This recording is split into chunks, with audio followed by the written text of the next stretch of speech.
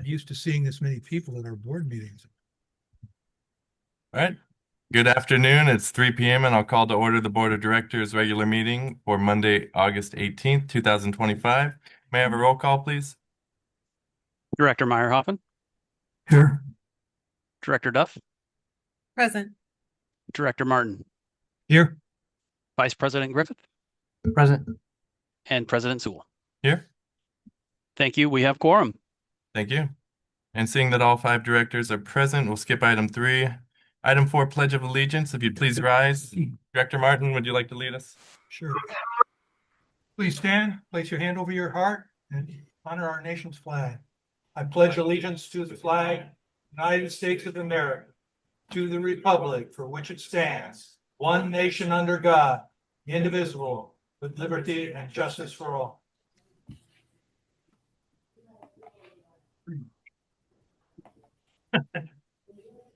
Item 5, Rules of Procedure. Counselor? Yes, according to the rules of procedure adopted by the Board of Directors, all noticed meetings are conducted using Rosenberg's Rules of Order as a procedural guideline. Directors should refrain from responding directly to public comments at meetings of the board. The president of the board presides at all meetings and decides all points of order and procedure during meetings. The president is responsible for the maintenance of order and decorum at all board meetings. No person should be allowed to speak who has not first been recognized by the president. All questions and remarks should be addressed to the president as a presiding officer. No member of the board should speak more than once upon any one subject until every other member of the board wishing to speak on the subject shall have been given an opportunity to speak. No board member shall interfere.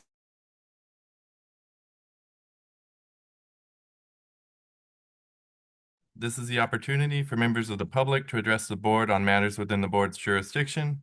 Please limit comments to 3 minutes or less. State law prohibits the board from discussing or taking action on any item that's not listed on the agenda. Do we have any members of the public wishing to address the board today? I see none in person. Do we have any online, Will? Let me check. If you are a member of the public and wishing to speak at this time, please unmute yourself. President Sewell, I do not see anybody online. Okay, thank you. Thank you. Item 7, Human Resources Report. General Manager? Thank you, President Sewell, members of the board. We have 2 new hires and 1 educational accomplishment to celebrate. First, I would like the Director of Finance, Arturo Ceja, to come up and say a couple of words about Victor. Arturo? Thank you, General Manager Macy, President Sewell, and members of the board. It's a pleasure to introduce one of our newest members in the finance department, Victor Zaragoza, who joined us on July 3rd as the accounting technician. Victor brings with him a strong foundation of accounting with hands-on experience in key areas that the department needs, such as bank reconciliations, general ledger, balancing, journal entries, income statements, and payroll. He holds a bachelor's degree in business administration with a concentration in accounting from Cal State San Bernardino.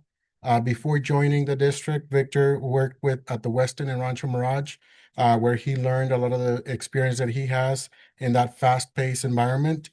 What stands out most about Victor is the enthusiasm for continuous learning and his commitment to excellence. In the short time that he's been with us, he's already demonstrated a proactive approach and a collaborative spirit that aligns with the department's goals and culture. Also, in a very proud full circle moment for me, my amazing wife started teaching her 20th year last year. Victor was one of her students. And that, to me, that's amazing to see that happening. We're excited to have Victor on board and look forward to the contributions he'll continue to make in the department. And here's Victor to say a few words to the board.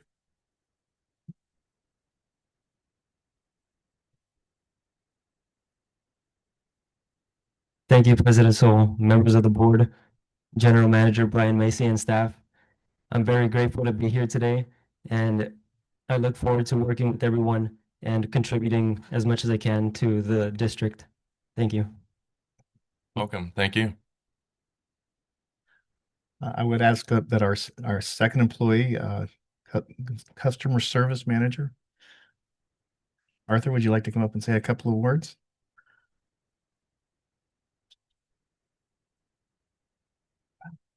Sorry. Good afternoon, General Manager Macy, President Sewell, and members of the board.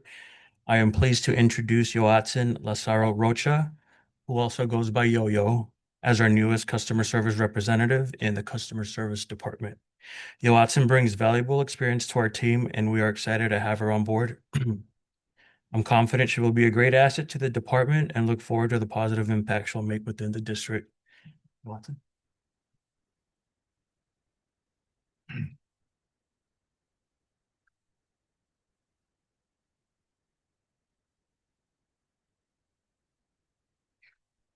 Good afternoon, President Swell, members of the board, General Manager Macy, and staff. It's a pleasure to meet you all. I'm grateful to be here today, and I look forward to working and growing alongside everybody here at the MSWD staff, or team, my apologies. Thank you. Thank you. And lastly, I'd like to ask Danny Friend, Director of Operations, to come up and congratulate David Pena.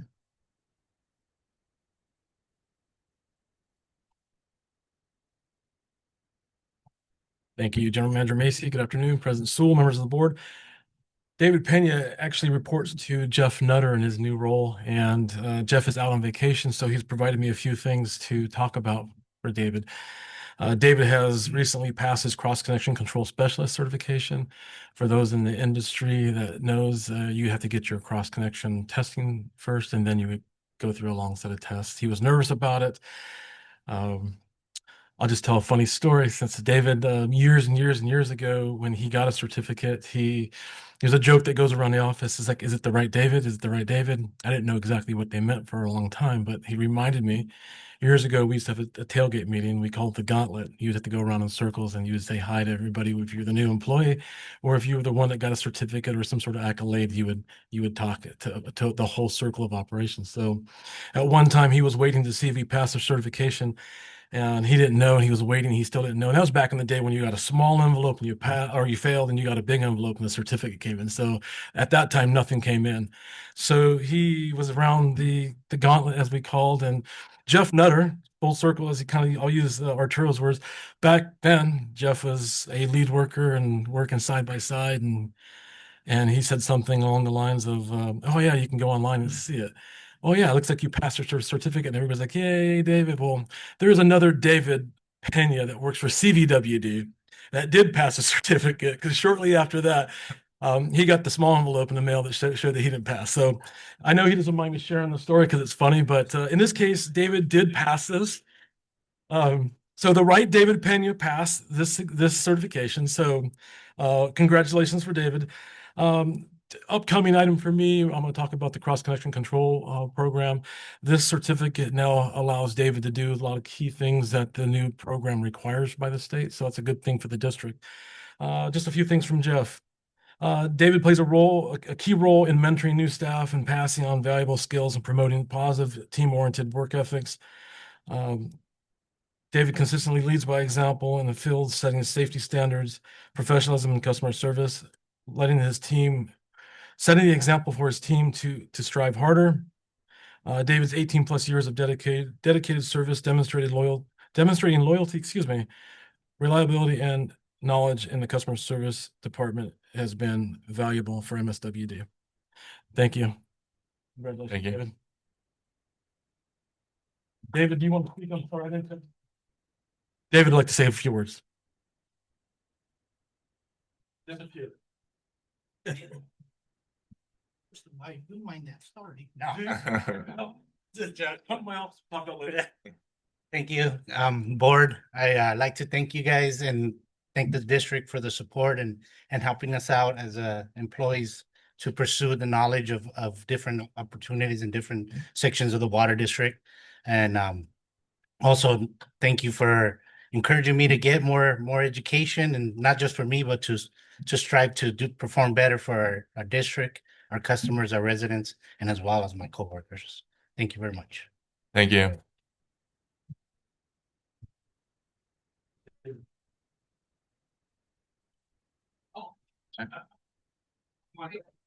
That's the one I can run.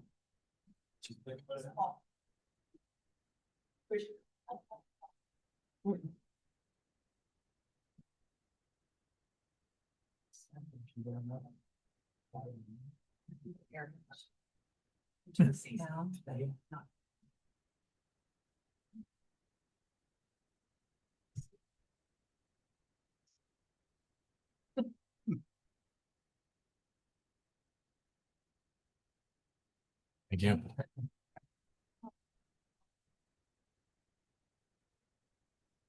And yes, thank you to David for your efforts and making our team stronger. And just another welcome to Yo-Yo and Victor. We're happy to have you join us. So thank you.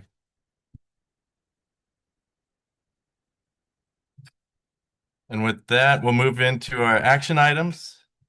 Item 8 is our public hearing on public health goals. This is the time and place fixed to publicly hear all protests, objections, or appeals with respect to the report on public health goals. The public hearing will be declared open and staff will give their report. I will then call for comments from the public.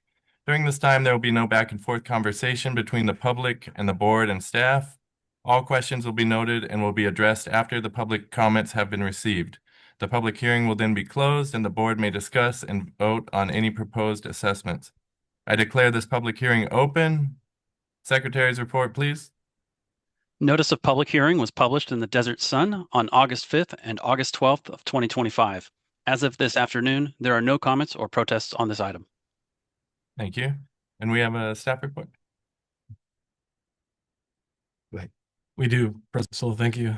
Good afternoon again, President Sewell, members of the board. So I touched on this Thursday, just gave it a brief summary. I was going to run through some PowerPoints. I know there was a couple of questions by Director Duff that I'm prepared to answer. And so we'll go ahead and proceed through this. So thank you. Which button? Big one? Perfect. So today we're going to do an overview, background, the requirements, the purpose of the regulation, the content of the report, goals versus mandatory levels. Those are some of the questions that were asked or they hinted on, and an overview of our actual 2025 report, and then the next steps for the district. So background for the district is, or for this is California Health and Safety Code. This is an excerpt. This also is an attachment to the board's, to the staff report. California Health and Safety Code 116470 Section B of this public water systems serving more than 10,000 service connections. That's us. Now, one of the things that I will say is we have two smaller systems in our IDE area, West Palm Springs Village and the Palm Springs Crest. Both of those are less than 1,000. However, the umbrella of MSWD, we try to treat the same way. And so even though we may not have to adhere to those two systems and don't technically have to report on those two systems, the 2025 report includes those two systems, which also have some wells that have constituents that are over the public health goal. So I just wanted to make that note. So it's just a little bit more transparency for the district. But anyhow, serving more than 10,000 service connections must prepare a brief written report. It is a brief written report. It's a 5-page report. That's attachment A in your staff report for this month. And it originates from Senate Bill 1307, the Call Run Share, also known as the Call Run Share Safe Water Drinking Act of 1996. That act establishes California's framework for safe drinking water standards, requires the state to adopt and enforce primary drinking water standards for harmful contaminants, directs regular updates based on public health goals and available technology, and mandates monitoring, corrective actions, and compliance with public water systems to protect consumers. One of the questions that was asked is when was it last looked at, and the OEHHA, when was that looked at? I mentioned 2006. There actually was a 2013 update, but it doesn't impact any of the items that we have on today's, that I'm reporting on for the 5 constituents. It was also updated in 2024 for PFOA. Director Arhoff, and I know that says it's confusing, but there's a PFOA, there's the PFAS, and there's a PFOS. Those are the 3 things that when we talk about, so it can be confusing. But in 2024, there was an update for the public health goal for those. And then again in 2025 for hexavalent chromium.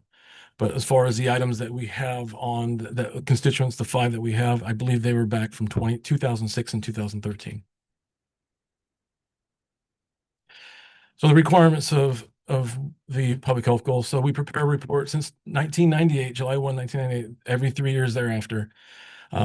We have to provide this public health goal. This last was done in 2022, again reported in 2019, 2020, and 21. The current to 2025 report reports on calendar years 2022, 23, and 24. One of the requirements is hold a public hearing for accepting and responding to public comment on the report. And then afterwards, we notify the Division of Drinking Water. The purpose of the regulations, to provide customers with information on the level of contaminants in drinking water, even below enforceable limits. And that's what public health goals are. They are not enforceable. So what we do on an annual basis is our Consumer Confidence Report, our CCR. A public health goal every 3 years. The requirement for a CCR is federal, where the public health goal is California only. The content is all detected contaminants. It includes unregulated contaminants where it denotes. And then with the public health goal, it's just contaminants exceeding the public health goal. And then the outreach provide to directly to all customers by July 1 and hold a public hearing for a public health goal. So those are probably the main changes or differences rather. And then requirements. Identified detected contaminants, that exceed the established public health goal. Detected contaminants equal levels at or above the California detection limit. The California detection limits can be higher than the established public health goals. Identify the category of risk, carcinogenic. Disclose the numerical public health risk. Describe the best available technology to treat for those contaminants, provide a cost estimate to treat for those contaminants, and propose action that will be the proposed action that will be taken. Goals versus mandatory levels, which are in our case our maximum contaminant level. The OEHHA and Cal EPA require public health goal where maximum contaminant levels or MCLs are the Department of DDW, Division of Drinking Water. Sorry, I've got so many Department of things to go with, but Division of Drinking Water and the federal EPA is what sets the MCL. Going back to public health goals, they're non-enforceable. MCLs that we deal with on the regular are enforceable. There are no risks with public health goals if we do exceed them, and there's very low risk with MCLs. However, they are enforceable. Regardless of any analytical limits, that's what you would have to do. State and federal limits for MCL, so they're more prescribed. They're more theoretical based on public health goal, where maximum contaminant level, when they're set, for the most part, I don't necessarily agree with Chrome 6, but for the most part, consider economics and technology. So those are some of the bigger differences between goals, public health goals, and the MCL. So just a few things coming out of our report. I'm going to take the time to go over these items. So we had 5 constituents. So between the 3 years, 2022, 2023, and 24, we tested 13 wells. And various wells have exceeded the public health goal, or the PHG as abbreviated. So in the report as Exhibit A or Attachment A, fluoride, for example, the public health goal is 1 milligram per liter. The MCL for fluoride is 2 milligrams per liter. Or MSWD tested for the last 3 years between various wells is anywhere from 0.45 to 1.30 milligrams per liter. So we were below the MCL, but in one case, slightly higher than the public health goal. Now, uranium, one of the things that we do is untested. We've got 1 well, but for non-treated uranium, that's 0.43 picocuries is what it is for non-treated. So one of the things is the MCL is 20 picocuries. So again, public health goal 0.43, MCL 0.43, less than 1. I just want to make sure that that's not messed up or mistaken. And then the MCL is 20 picocuries per liter. For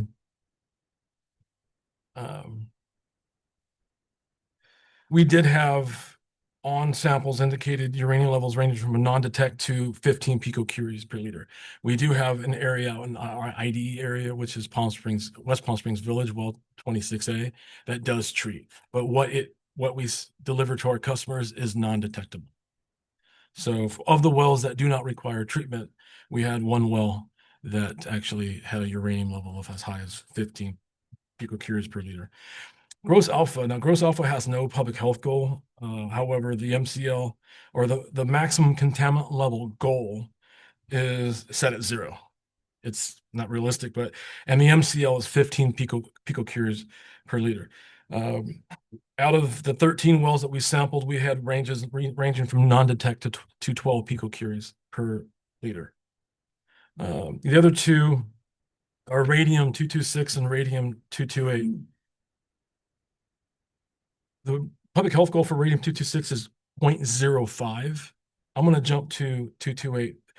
The radium-228 is 0.019. Again, picocuries per liter. The reason I jumped to it, combined, individually, they don't have a maximum contaminant level, but combined, they do. So the combined, for the way that the state looks at it, is 226, radium-226 and rad-228. Combined, they have a 5 picocurie per liter requirement. So in 226, we had non-detect up to 1.59, and on radium-228, we had non-detect up to 2.7. So they exceed the public health goal. Individually, they don't exceed the MCL, but the way the state looks at it is they combine both of them, and they still don't exceed the maximum contaminant level for these two. So those are the 5 constituents. All 5 are below the maximum contaminant level, as I mentioned. The full report presents the cost to implement best available technologies to address these 5 contaminants. I'm going to read an excerpt from that, and the reason for that is there's probably, even though this is an exorbitantly high cost, the cost is probably another 1.5 times greater than that. And the reason I say that is excuse me, I just lost my train of thought. We evaluated best available technologies to remove or reduce contaminant levels of fluoride, uranium, gross alpha, rad-226, and rad-228. Each of these contaminants can be removed or reduced by using the reverse osmosis, which is a lot more expensive than what I'm going to present today, or ion exchange. I chose to use ion exchange. I also chose to pare that down from what State Water Resources Control Board uses as an average cost per gallon to treat. What I'm going to use today is $1.13, when more realistically, when you think about the extra labor, the electricity, and we're not talking about capital costs, the CapEx costs, we're talking about just it brings that number closer to $3 and $4 per gallon. So you can imagine that 2 and 3 times greater than the number I'm going to share today. So if we were to provide a ion exchange treatment for removing these 5 constituents to a level that's below the public health goal, non-enforceable public health goal, we estimate that it's about $41.6 million in treatment facilities that we would have to purchase just to be able to install those. On average, we're looking about $2.5 to $3.2 million per site, plus the additional cost. So we're talking not all wells, but out of the majority of our wells, a little bit here and a little bit here, so we'd have to touch at least 12 wells. And it doesn't make sense. Well, I'm sorry, that's my opinion.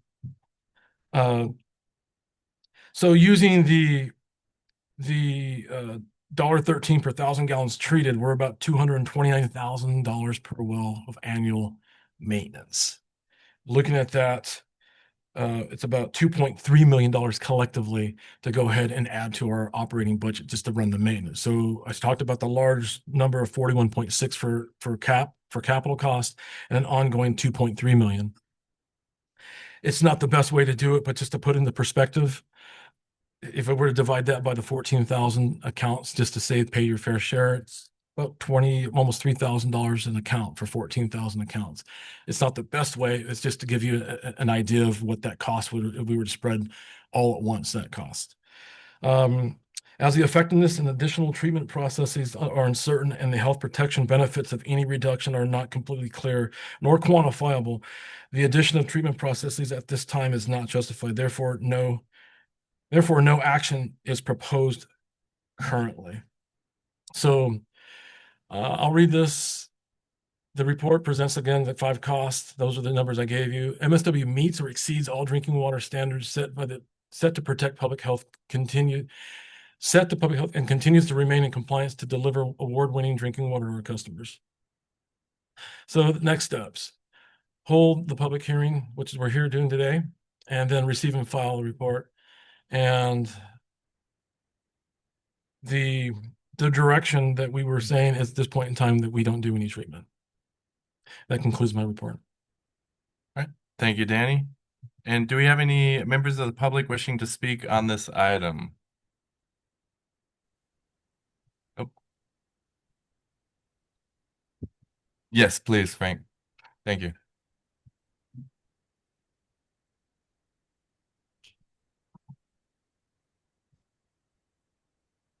First of all, I'm totally confused. Thing about it is I'm hearing money, and that's all I'm hearing. The whole time that I've been involved with the district, you know, in the clear meetings. I'm confused because where's the money going to come from? I know you got the raise, I know you get the grants, but it doesn't seem to be enough. And I say, well, there got to be more resources to gather funds, whether it be grants or, you know, probably grants. And it's just confusing to me. Where do you go? What's available? How much has been done to research and locate additional funds? I don't get it. I mean, you're talking about a lot, millions and millions of dollars. And then when you look down the road at that rate of income versus expenses, of course, I don't remember all of the numbers. But then you get that drop off to where there ain't going to be no money, or there won't be enough money. That's troubling. That's confusing to me. That's all I want to say. And then we get this. More money. Thank you, Frank. We appreciate the comment. Any other public comments? And do we have any online, Will? Let me check right now. If you are a member of the public online and wish to speak on this item, please unmute yourself now. President Sewell, I do not see anyone online. Okay, and with that, we can close the public meeting or the public comment session and move on to board discussion. Do we have any questions or comments from the board? Director Martin? I'd like some information based on what the last gentleman said, about comments about being able to financially address this situation moving forward. You can make some comments on that, Yeah, so these are the public health goals.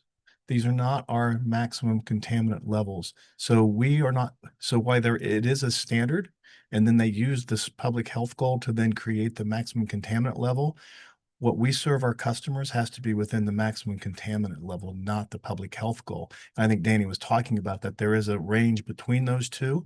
So why we're cognizant of them and we watch to see how DDW is looking at these public health goals and then turning them into a maximum contaminant level. We are tracking those. And I think that's what this process is to let us know not only what are they looking for, constituents of concern, but also what would be the cost if they did become a maximum contaminant level that we could not meet if it was set that low.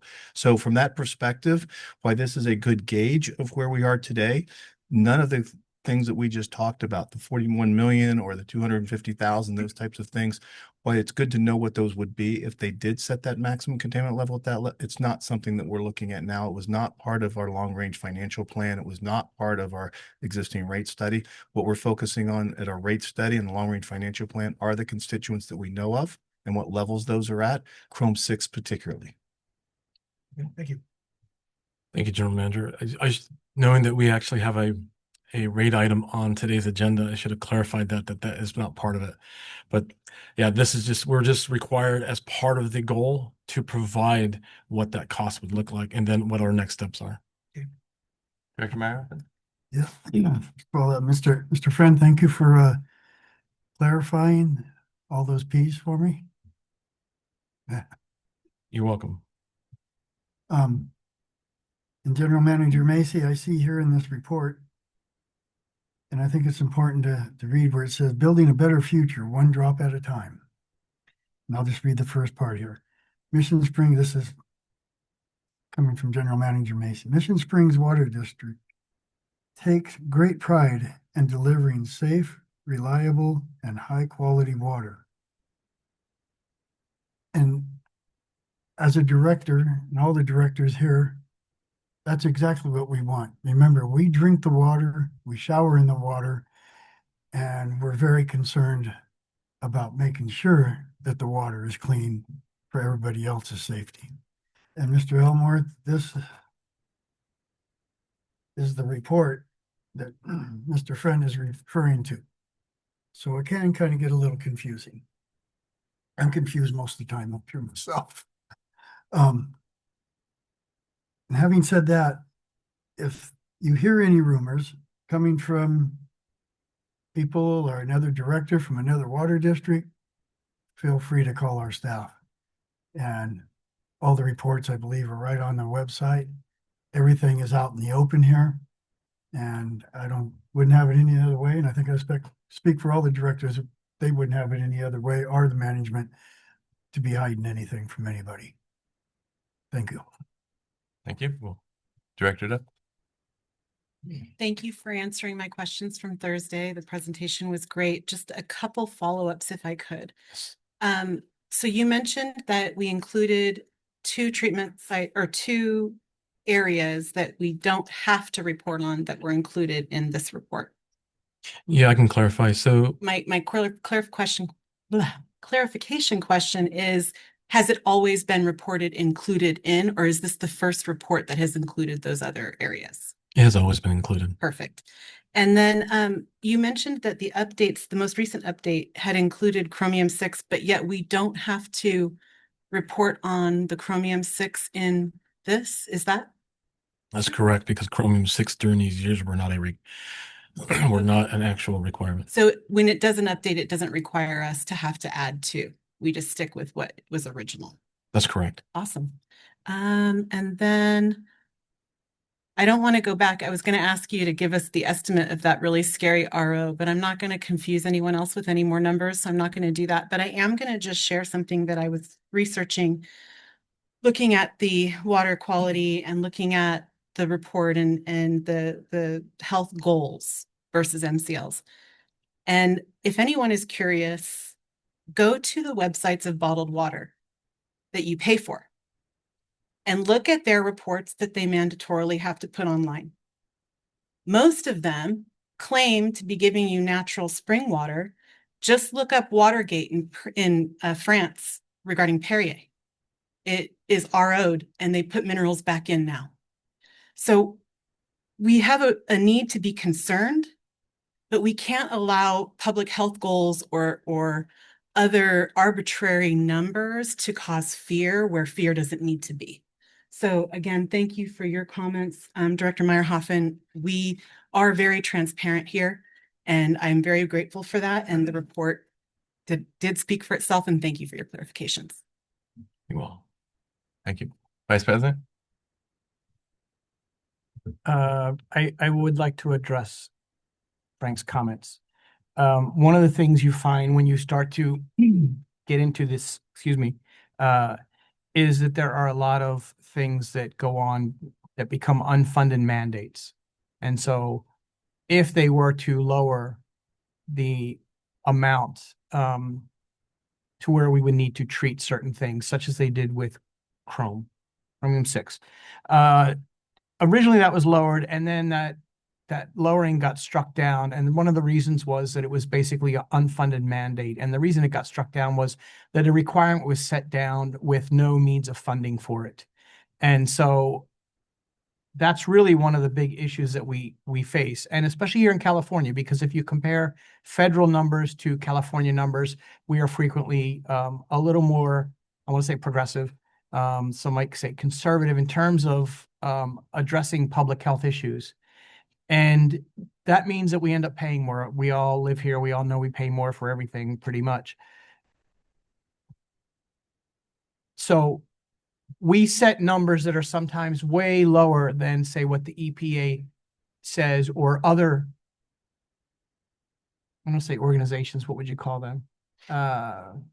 Officials, scientific organizations, in terms of what we think is healthy, where they may be a bit higher elsewhere. And so I wouldn't worry about that so much right now. Yeah, it is expensive. Everything, anytime you try to take out contaminants, it's expensive. And these are all naturally occurring. We're kind of lucky. We don't have a lot of manufacturing up here because it's not as if it's being polluted by someone that's creating something like PFAS or anything like that. Because that would be a whole nother saga we'd have to deal with. But the numbers get scary. They really do. The more that we are required to do things, the higher the cost. And that's just kind of the regulatory environment we live in California. So I would say don't get scared about that. Because if and when that happens, we do go to DC, we do go to Sacramento, and we do speak to the cost of these regulations. And I myself have done that in front of the we call it the water board. State water. Of the state water board, in terms of the impact on our community. And so we're very vocal in advocating for our ratepayers and making sure that we can do what we can to avoid passing costs down onto you. So we do reach out for grants if there are any. In the current environment, I don't see a lot of grants anywhere, but in the past we have gotten some. We will continue to pursue them. So thank you for your information. Welcome. And not to keep going too far on this, but I think the biggest takeaway is just the MCL, the maximum contaminant that we can serve, versus these public health goals is miles apart in many situations. So California, a lot of these expenses that you mentioned are coming down outside of our control, kind of, but California's public health goals, for example, radium, compared to that MCL, is about 250 times more strict.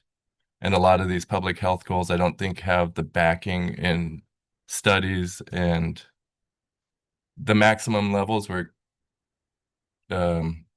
picked for a reason. And I think these public health goals, even though they might be ideal, are kind of unrealistic. So that's my opinion. Sure, the same. If I may, just to address a couple of comments.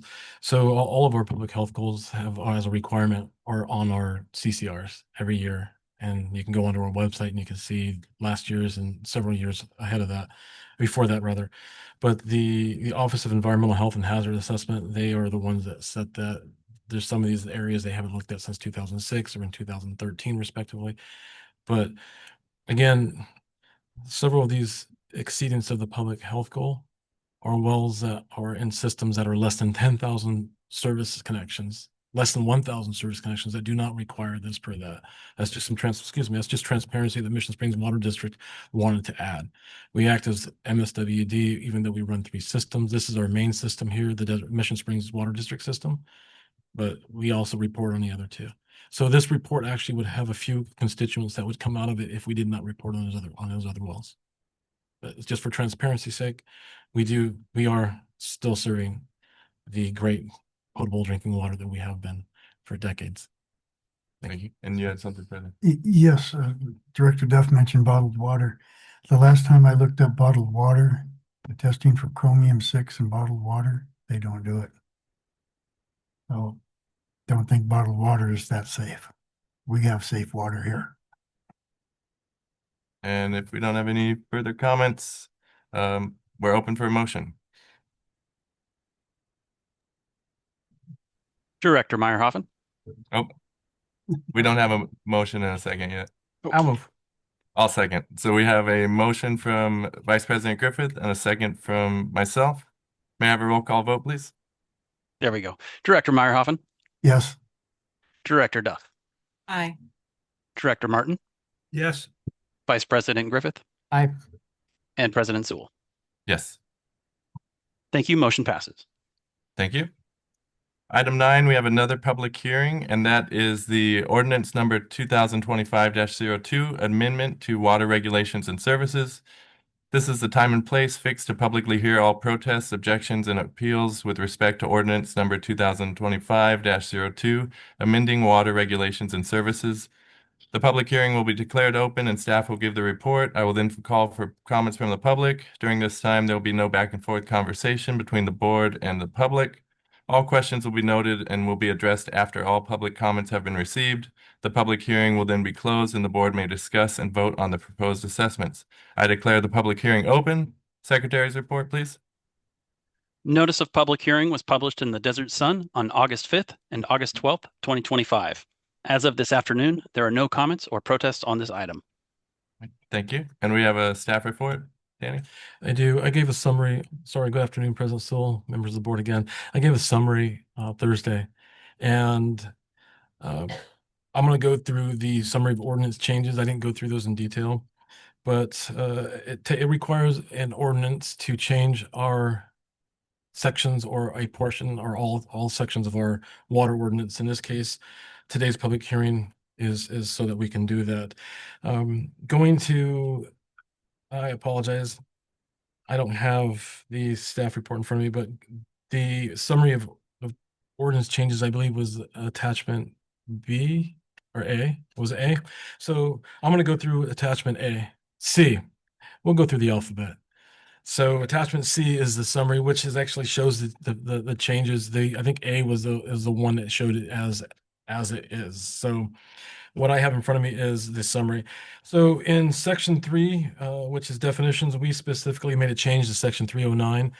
For years, for decades, we have had a definition of what a cross connection is, and in the recent adoption of the cross connection control policy handbook, we are now using their definition verbatim.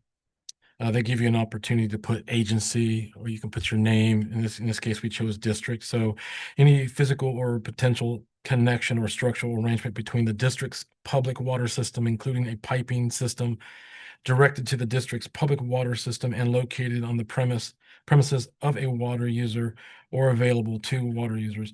Any source or distribution system containing liquid, gas, or other substances not from an approved water supply. I am not going to read all of them, but that's the one that stands out. That's the one that's right out of the gate. They're making us change what we've used for decades as a definition. Continuing through the next sections, which is section 8. Section 8 is fire protection. The main change is, I must also state it goes section 3, section 8, and section 9, definitions, fire protection, and cross-connection control. And then in parentheses is what the administrative code is, our codification. So when you go down further, you'll see that there's, for example, section 309I, that means it's that section of the codification. So that is one of the things that we want to be clear is this also shows our ordinance and then it shows it in the codification. So moving further into section 8, specifically 802, item 11, which is section 802.11. It used to be just called a check valve, but we're adding words like backflow protection check valve.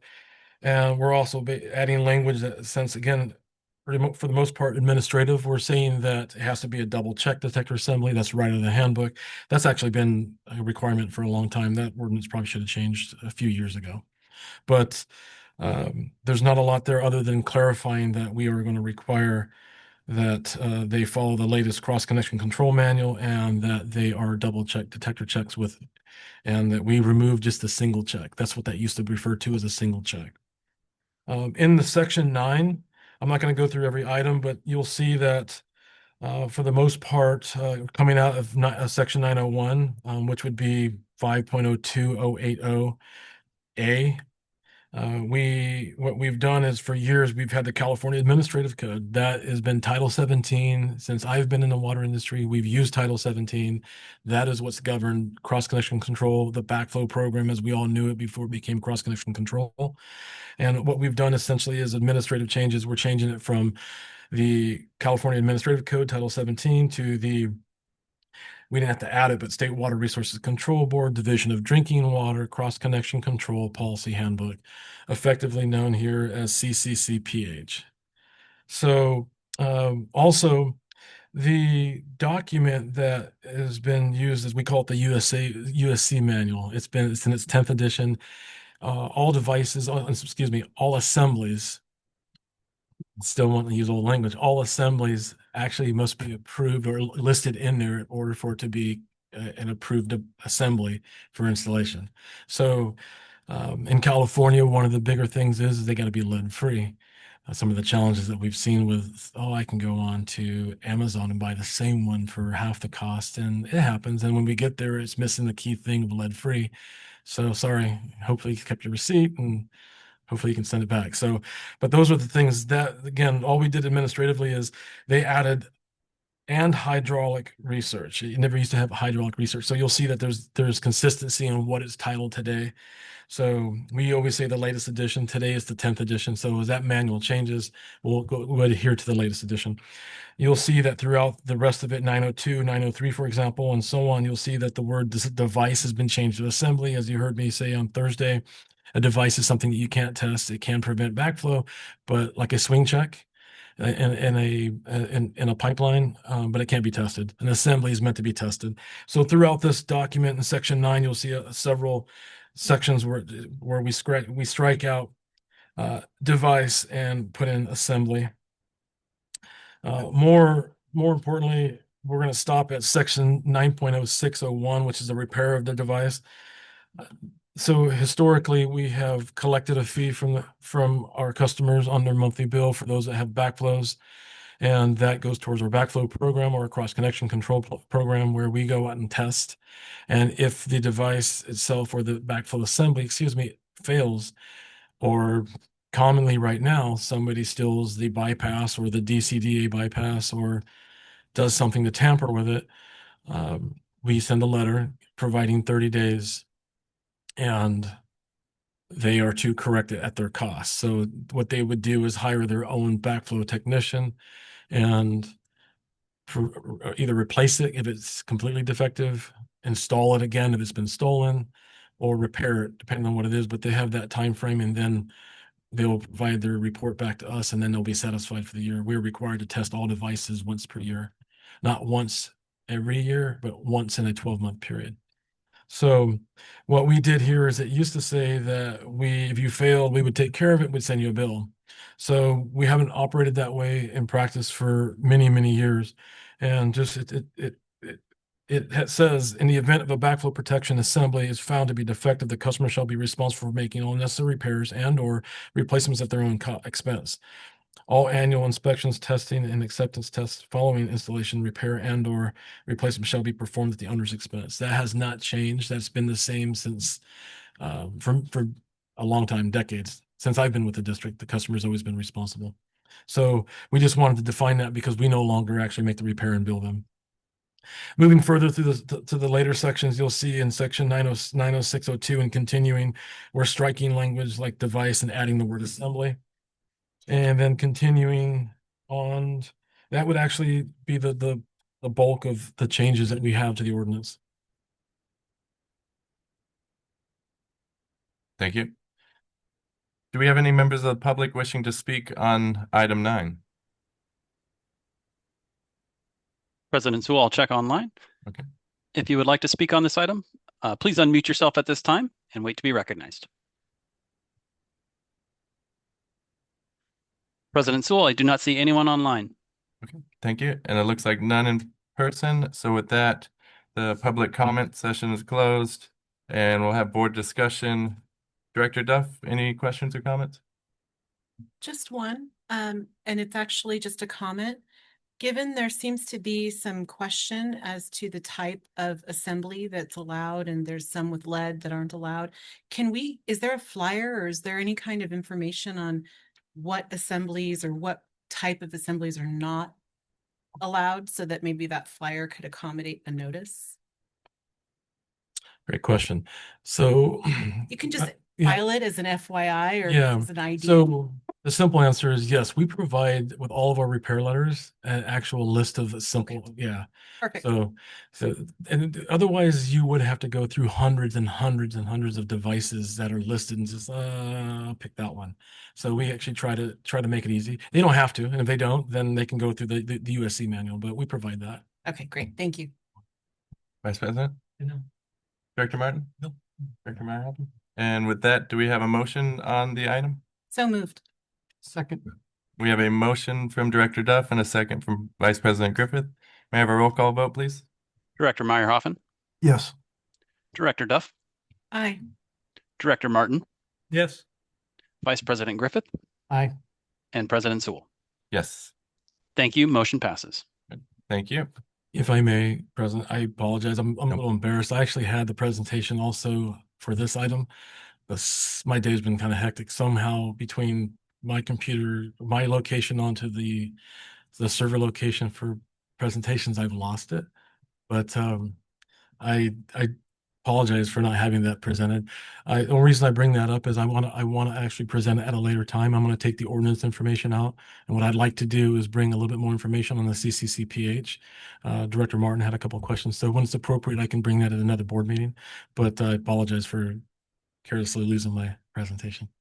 No problem. Thank you. And whether it's a workshop or board meeting, Yeah, we'll get it sorted. I just wanted to talk a little bit back about some. I know that, excuse me, Director Duff had a comment about the enforcement and some of the things that were in our cross-conditional control plan, and those are some of the things I wanted to bring to the board. I can do it a number of different ways. I can do it as an update on the general manager's report next month as well.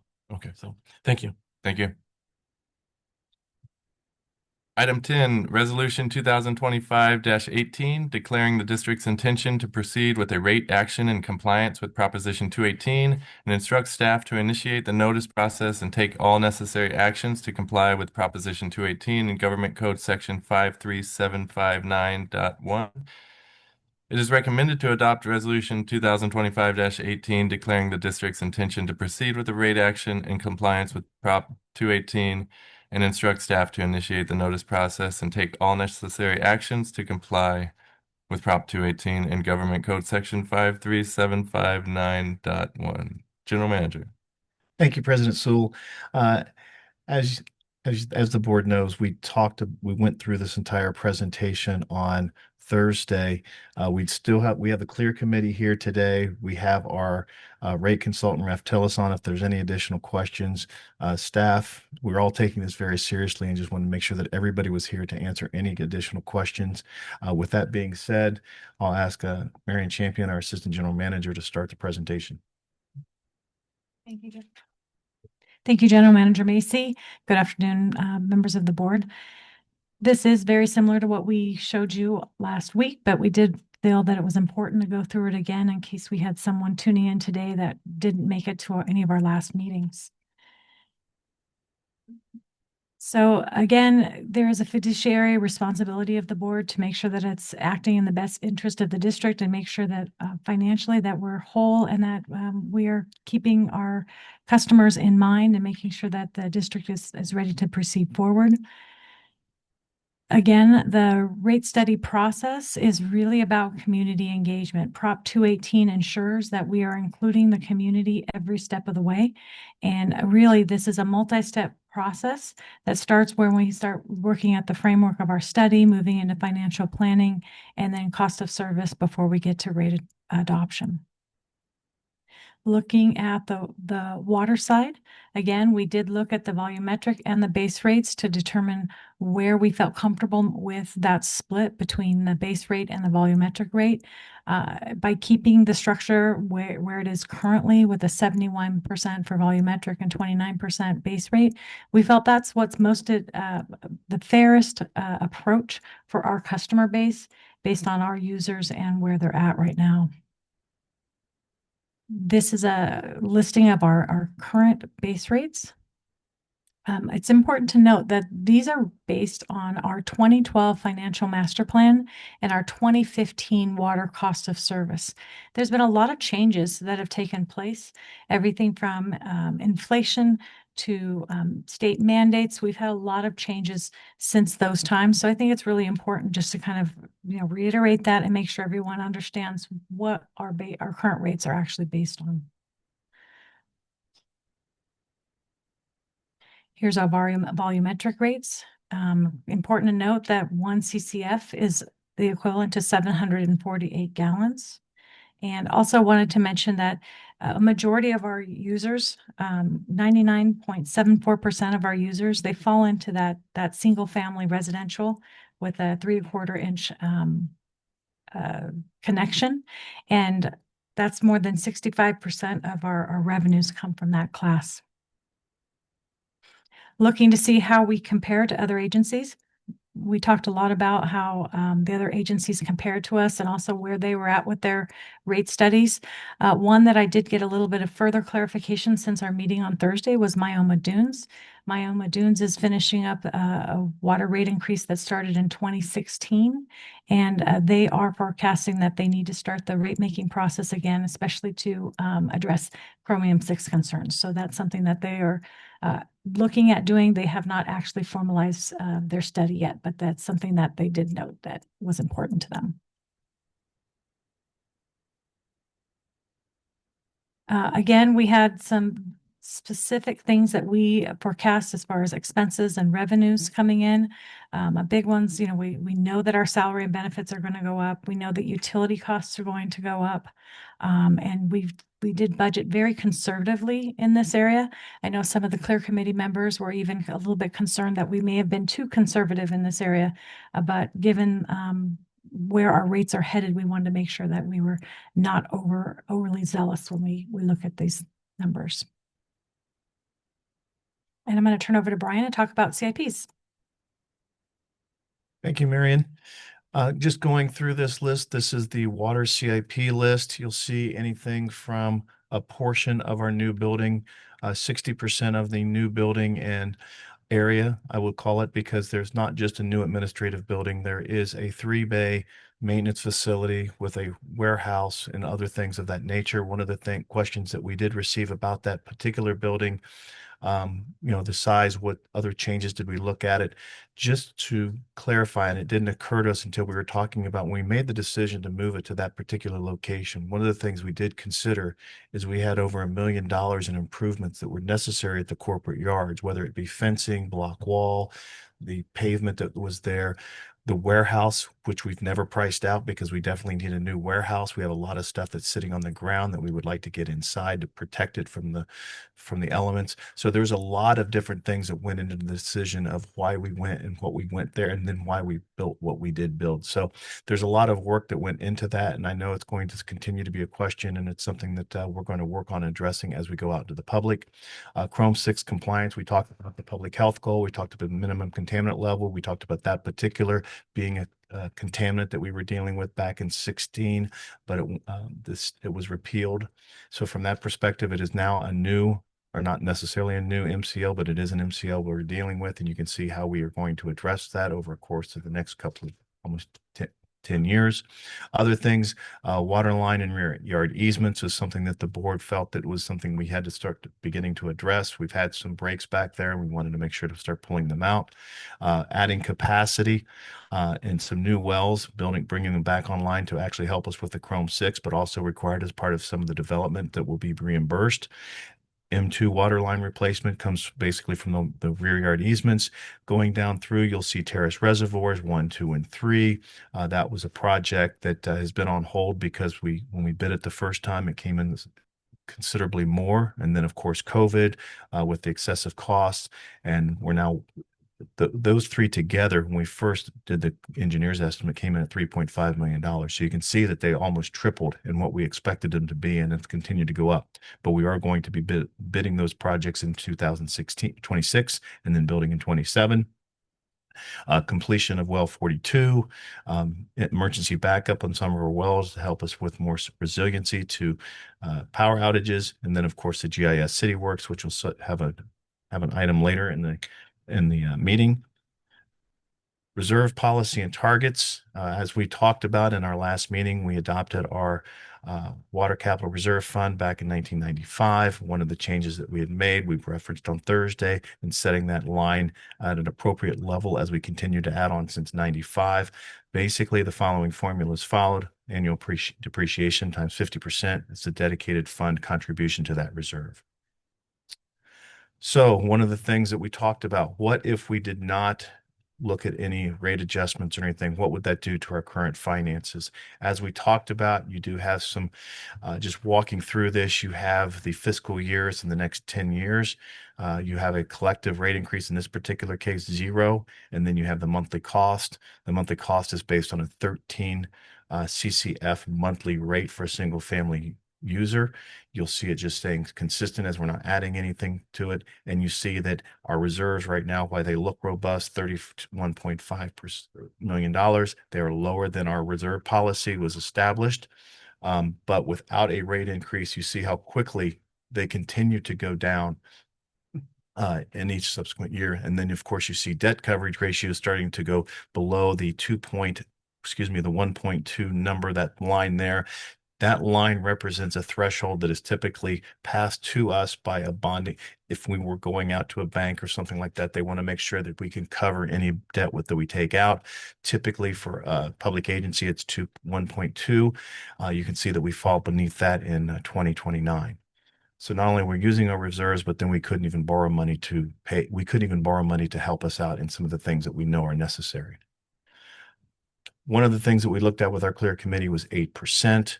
You see in this particular case, you're looking at the 8% through a 5-year period. Each year you see the monthly costs go up $3 or $4 all the way until 2030, which would be the last of a 5-year rate increase. You do see going to the funding balance where we're starting again right below the reserve target. Yes, they do look like straight lines, but they are not. They do have a little bit of an arc to them going upwards. And then the suggested emergency cash, we were looking at what money would we need to operate if we had some type of significant emergency. We did set that at $10 million in 2025 and then increase that through just inflation going throughout 2035. You see in this particular percentage, we do meet our debt coverage ratio on the next 5 years and moving forward, but you do see our reserves drop down and do not significantly get above what we would consider that suggested emergency cash number, and it actually starts to decrease in future years. With that being said, it was suggested by the Clear Committee that we look at a 9% rate increase. This particular shows the 9% rate increase. And again, this is a revenue increase, not specifically for each class. Each class has its own particular cost of service study that was attached to it. So collectively, the revenue that we're looking at is 8%. You see 8% for 5 years. You see the monthly cost going up a little bit more than 3, closer to 4 in some years. But what you do see most significantly is you see that why we do go to just above our suggested emergency cash line, you do see it starting to rebound in the subsequent years within what we would consider the 5-year rate period, which is where the rate study was looking at. Long range financial plan, even though it went out 20 years, the cost of service study was looking at the next immediate 5 years. Here if we were to move forward with an overall rate revenue adjustment of 8%, this is what the base rate would look like. You have, I'm sorry, did I say 8%? Sorry, 9%. 9%, starting at 13, currently 1363, up to by 2030 at 2079. And then you see the subsequent sizes of not meters, but water service size going up. One of the things that we did note that with some of the large commercial buildings coming in, especially the warehouses, we wanted to make sure that we were ready for that. If we did receive a request for an 8-inch meter, we did add that to this particular rate study. And you see that showing not applicable or not applicable now, but it will be moving forward after this. And then, of course, multifamily at the bottom, which is less than the 3/4-inch service. The volumetric, what you pay for each unit that you use. Again, knowing that our single family is based off a 13 tier CCF with tier 2, and then you see multifamily based on an 8.3. You see that each one of those units does increase from its existing current rates, which is column C, going up through 2030. going up again, roughly 9%, but not always 9%. Somewhere it's plus or minus 1%, which the cost of service study does show exactly what that is and what those numbers are. Sewer, being very similar to some of the water assumptions, residential customers, a little bit different classes, single family, multifamily, mobile home, and then everything else is non-residential customer class. Current water rates, single family, $50.16, multifamily, $31.96, and then then mobile home park being similar. And then you have the non-residential sewer rates. As we talked about, they vary based on their strength of sewage and then return flows. So from that perspective, you'll see a variance of all 24 classes here with a couple of unclassified. Talking about the rate comparisons that we did similar to the water, these are what the sewer rates are. Marion, I know you added something to the Miami Dunes. Is there anything to add on the sewer side? No. Okay, so these are still current. So you do see that we are not the highest, we are not the lowest, but us being at 600 is relatively close to the city of Coachella and then less than Valley Sanitary District. Expense and revenue escalation, very similar to what we saw in the water, almost identical. The one thing, utilities going down in subsequent years, Deer E, F, and G. That's looking at our solar project, knowing that the system should come online after 2026. We should see a reduction in some of our utilities, but we do realize that SCE is still looking at an 8% increase. So we did continue with some type of escalation in that expense. CAP projects, there are several different here. One of the ones that are we're talking about in the most immediate future is the M2, which is a septic to sewer project that would be funded with the groundwater protection program. But then there's some other ones here, a filtration facility at the Horton facility for 1.5 million. You see other projects such as D3, which we would hope to have at least 50% grant funding, and then other improvements necessary in the system. We did not break them down, as typically we put placeholders in our budget. One of the things that we do realize, having vitrified clay, some things every once in a while when we're doing our CCTV and our routine cleaning, we do come across particular items. So we want to make sure we budget for that. So you see the 2.4, 2.5, 2.6, 2.7 going in the subsequent years up through 2030, where it's then 2.4 million. And then, of course, then the 40% percentage for the critical services center and the maintenance facilities and everything, the improvements down at the corporate yard would be the last. The reserve policy and target, still much like the water, very similar in the fact that it's the annual depreciation, 50% dedicated is equal to the dedicated fund contribution going back to 1995. We talked about this on Thursday, where the line when we were talking with the clear committee was a little bit lower than it should have been. So we've modified that, and that represents here. This, much like the water that we presented, status quo. What if we did no rate increase? Again, you see what looks like a very good, healthy reserve goes down to below zero in 2032. You see the debt coverage ratio that goes down even sooner than that, basically by 2028. Really not a sustainable way to move your system. The one thing that, to manage your system, you do see an emergency target. We had 10 million in the water. We have 8 million here in the sewer side. In reality, what we're talking about there is the booster station that we have. Booster station Dos Palmas, if something would happen to that, we would not be able to move flow from both of our treatment facilities. 6% is the first cost that we looked at, service revenue adjustment that we looked at with the clear committee. And you can see here things going 6% each year for 5 years. You see the monthly cost starting at $50.16, going up to $67.13 by year 2030. You do see that the debt coverage ratio is maintained all years over 1.2. And the fund balance, you do see again starting at 28 and going down. In this particular case, it continues to go down. It never really rebounds. And that was a concern for the clear committee. Therefore, we talked about a 7% rate increase. And where we're at from a recommendation perspective, the increase is actually going from $50.16 up to $70.35. And you see that the debt coverage ratio again stays above 1.2. And then the fund balances do start to rebound and steady out as we go into 2030. So looking at a 7% rate adjustment. This would be the impacted to the three, what we would consider residential customer classes, the single family, the multifamily, the mobile home park.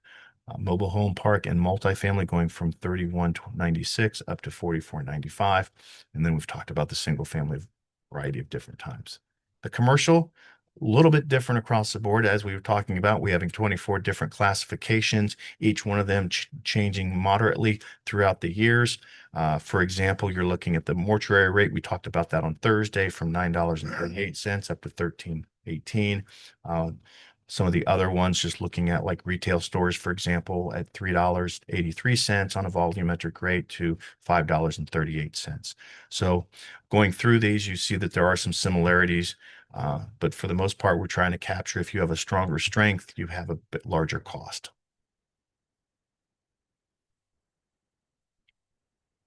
So combined average customer impacts, this is coming from our cost of service study. You see the monthly water bill, you see the average wastewater charge per month, you see the combined water and sewer bill for those folks that do pay it at one time on a monthly basis is going for less than 100 up to about $136 per month.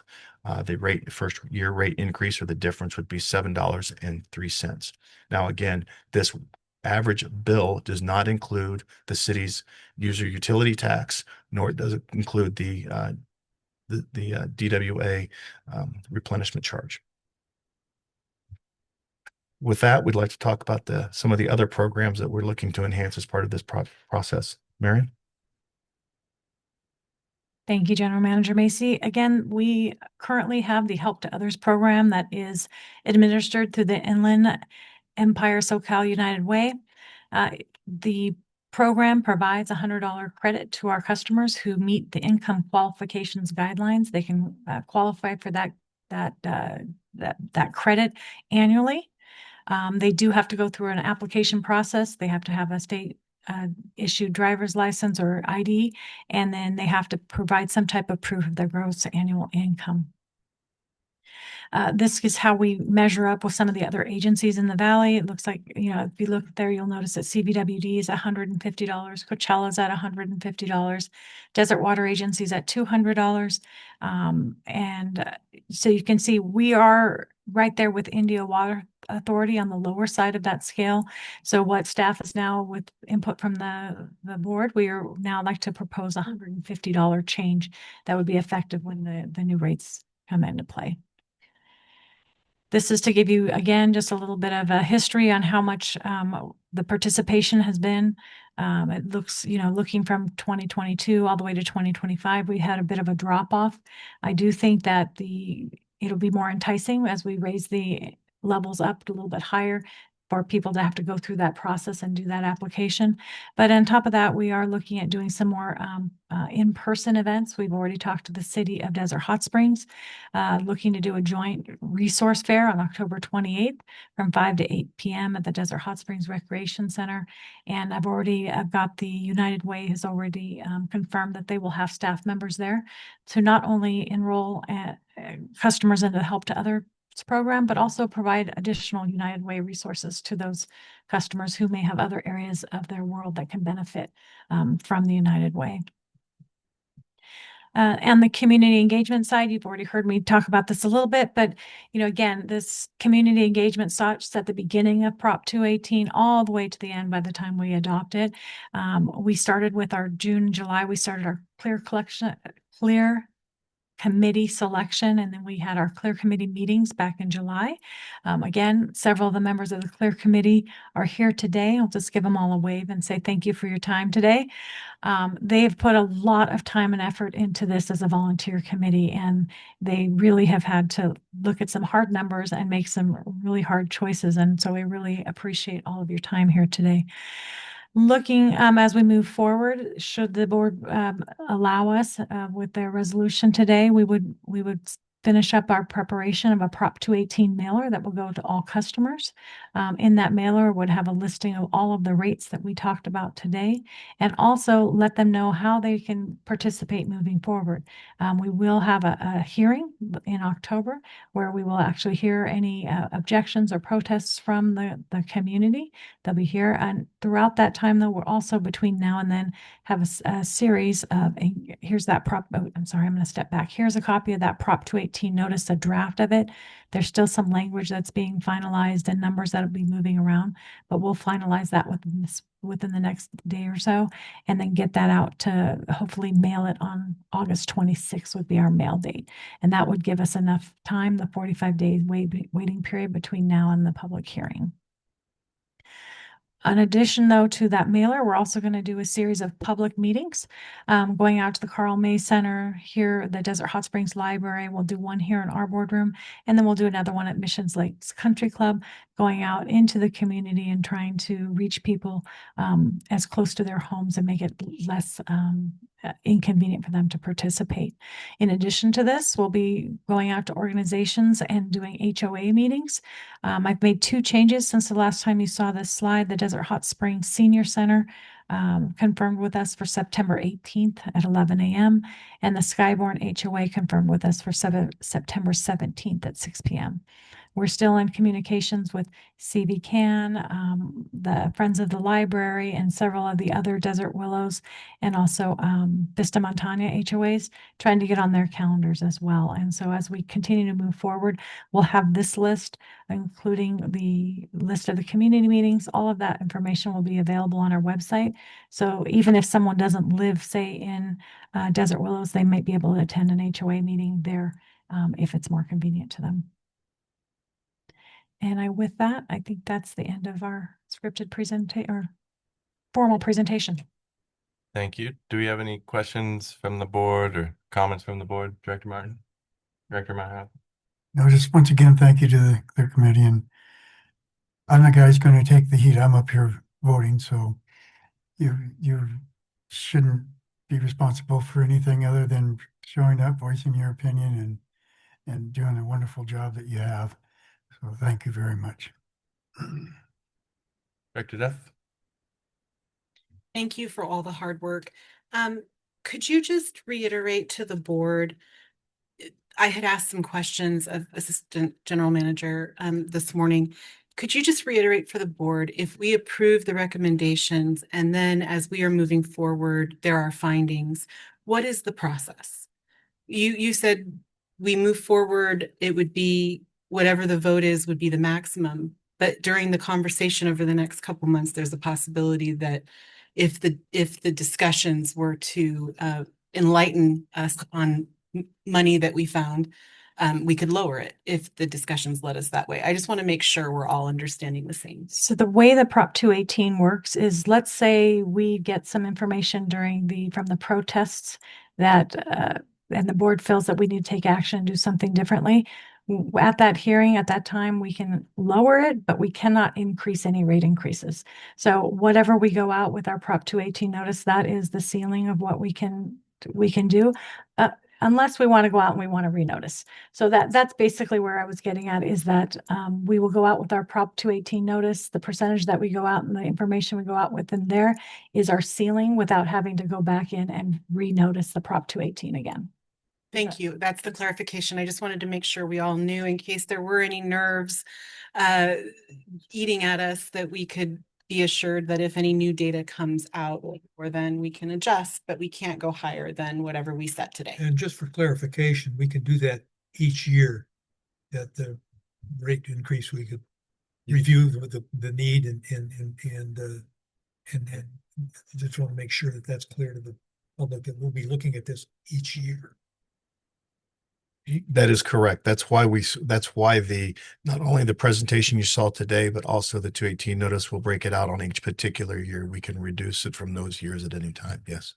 But just a caveat, there's a ceiling, as Ms. Champion mentioned, but there's also a floor. And the floor is, you can't set the rates below the cost to provide the service.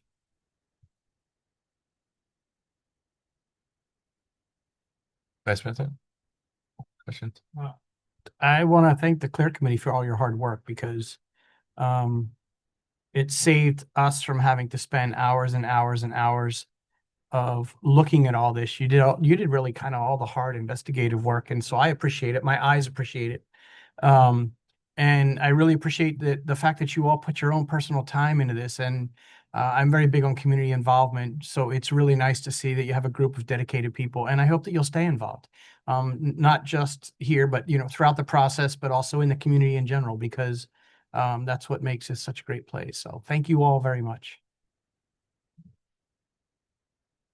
And a couple questions that I had, the Help to Others program, will that be a separate item we'll formalize down the road, or would that be included in today's action to do the 150 and I'm planning to put that in as a separate action on the October 20th board agenda. okay. And then the other question I had is more for council. The last handful of years, whenever we go to conferences, I've been going to most of the rate study breakouts, and they really have make sure your legal counsel is involved every step of the way. And I know you have been, but should we have a challenge to the rates? Do you feel the work that we've done to show, all of our work that they're defendable? I spent quite a bit of time today on the phone with Marion and Brian, and we went through the Prop 218 notice that'll be sent out in the next couple of days. And I feel comfortable with that. And then ultimately, you sort of live or die by your rate study. And you've hired a well-known firm to prepare that rate study, and they're the experts that determine what the actual cost to provide the service is. And they've done that, and we're going to rely on that rate study. But there's nothing that I'm aware of at this time that gives me concern. Now, if there were a lawsuit, it could only be filed by somebody that files an objection within the time period under AB 2257, and then they have to file that lawsuit within 120 days. And one of the benefits of AB 2257 is in the past, what would happen is an agency would adopt water or sewer rates, and then 4 years down the road, somebody would file a lawsuit challenging it and seeking a refund for the last 4 years, which can be financially crippling for an agency. So under the new law, and we are complying with AB 2257, and it's in the Prop 218 notice, the benefit of that is if there is an error, you're going to hear about it in the objection. If somebody has a legal objection, you're going to have an opportunity to respond to it. You're going to have an opportunity to also discuss it at your protest hearing. And then if they do file a lawsuit, it's going to be done within a short window of time so that you're not looking at multiple years of refunds. Okay. Or credits. President Sewell, we do have Ralph Tillis on the line. John, I don't know if you want to participate in this discussion since we just talked about the rate study and the importance that you brought to that, being yourself and Elise. I know we were with Elise on the phone for a good hour on Friday, and again a couple of other times before that. But John, you want to go ahead and talk about the study? Oh, sure. Yeah, just a short comment, members of the board and general manager. In reviewing all the work that we've done, really confident. Raptels is really confident with the cost of service work that we've done and the results that are documented in the rate study report. So we don't have any concerns on anything that's in there in terms of inputs, assumptions, or anything like that. So we feel confident that it's a reliable study and should serve your purpose very well. Okay. Great. Thank you very much, John. And also wanted to echo the comments made about our Clear Committee. Thank you for all the work that you put in and taking the time to volunteer. With that said, do you want to make any comments? Would anyone like to make a comment? Oh, yes, Frank. Yes, please.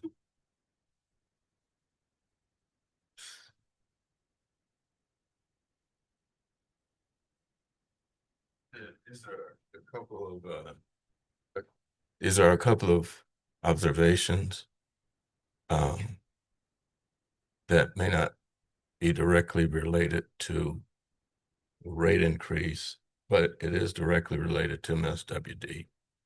One is that there's something called community benefit agreement.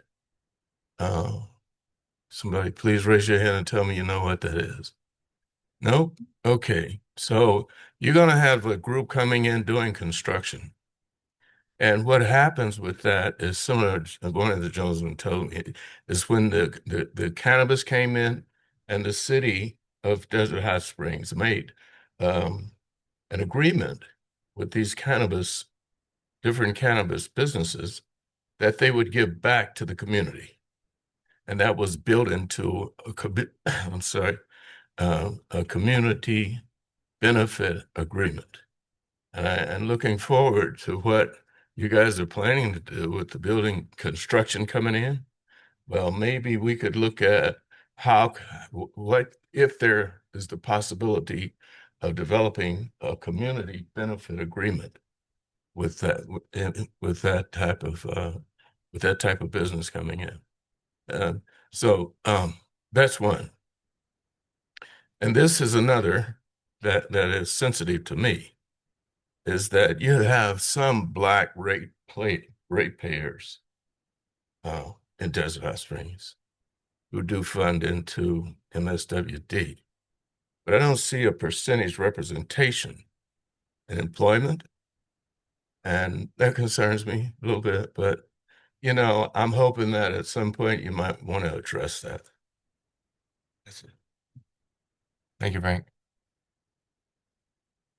Any other clear committee members or members of the public like to address us on this item? Do we have any further discussion, Director Martin? No. Director Meyerhoffen? Director Duff? Vice President? I said I would reserve my comments for today. And so I just wanted to be on the record. So I did some research, and the last rate increase was 2020. And from 2020 to 2024, the CPI rose 21.2%. So that's a 21.2% increase in costs, average overall, in which we did not address. I know that we did some deferred maintenance, and when you do deferred maintenance, what happens is your costs go up to do that maintenance. Construction costs since 2020 have gone up 25 to 40%. And we have seen that in some of the projects that we have done, most notably with the M2, where we are not able to do as much as we wanted to because just in the past 2 years, the construction costs have risen. And so if you look at this from the big picture, in that for 5 years, we had no rate increase, yet our costs went anywhere from 20% to 40%, depending on what we're doing. We're obviously behind in what we should be doing. I know 9% seems like a lot of money. It is, unless you're a waiter, then you want 20%. But when you think that we are already anywhere from 20 to 40% behind, we need to do that, A, to catch up, but B, right now, I know producer prices went up 0.9% in July. So they're expecting an inflation rate of 2.9%. We're at 3% already. And there's a projection that they're probably going to go up once the tariffs really start to kick in. So 9% seems, when you just throw that number out there, like a really large amount. But when you put it in the perspective that it's, if things have gone up, construction's up to 40%, we are 4 times below that already. So that's 4 years of increases just to get to where we need to be today. So I wanted to put that out there because I know that there will probably be some dialogue out there about how expensive it is, what a large rate increase it is, how am I supposed to afford this, things of that nature. But I think people need to look at, we haven't had any rate increase in 5 years, but everything else has gone up drastically, which we all know. You go to the grocery store and see what you get for one bag of groceries. And we don't want everything to be that expensive, but we do need to cover the costs of delivering the service and providing you with what you need. And so if nobody else has any objections, I would like to move this resolution and do that at 9%. And 7% for the sewer? And 7% for sewer. I would second the motion. Do we have any further discussion before we have a roll call? So Vice President Griffith made the motion, and that's to approve Resolution 2025-18, declaring the district's intention to proceed with a rate action in compliance with Proposition 218, and that's at a 7% for our sewer side and 9% for the water side. And I seconded that. May we have a roll call vote, please? Director Meyerhoffen, Yes. Director Duff, Aye. Director Martin, Yes. Vice President Griffith, Aye. and President Sewell. Yes, Thank you. The motion passes. thank you. And with that, I know we have quite a bit still on this agenda. Do we want a short 5-minute recess before we finish the second half? Sure. With that, we'll recess. All right.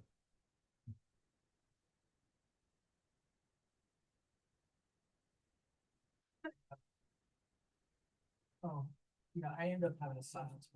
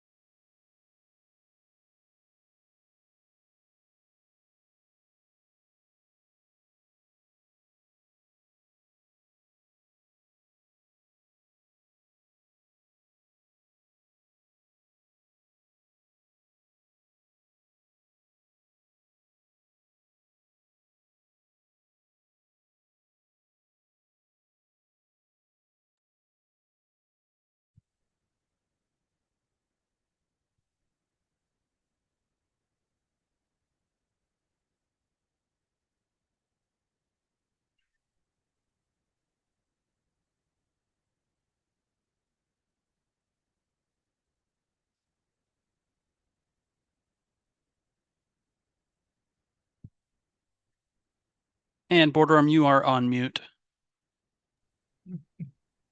I think we're ready now, Will. Thank you. There we are. Thank you.